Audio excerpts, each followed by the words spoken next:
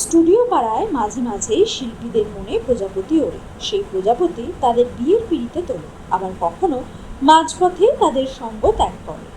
ব্যক্তিগত জীবনকে আড়ালে রাখলেও অনুরাগীরা বুঝতে পেরেছিলেন স্টার জলসার গুড্ডি থেকেই এক হয়েছেন রণজয় বিষ্ণু এবং শ্যামপ্তি মল্লিক।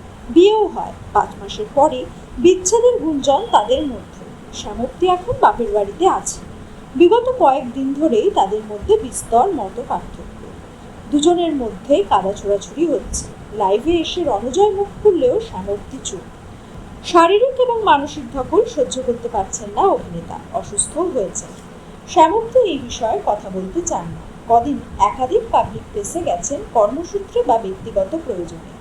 তার হাতে অনেকগুলো নতুন প্রজেক্ট, রিয়েলিটি শোতেও নাম জুড়িয়েছেন। এবার তিনি ধরা দিলেন পার্টি মুডে। জি5-এর একটি পার্টিতে এসেছিলেন, ক্যামেরার সামনে হাসি মুখে পৌঁছে দিলেন। প্রতিজ্ঞার শুটিং নিয়ে রণজয়ও ব্যস্ত। হাতে না হাতে পুলিশের কাছে ধরা পড়ল অভিছুটি।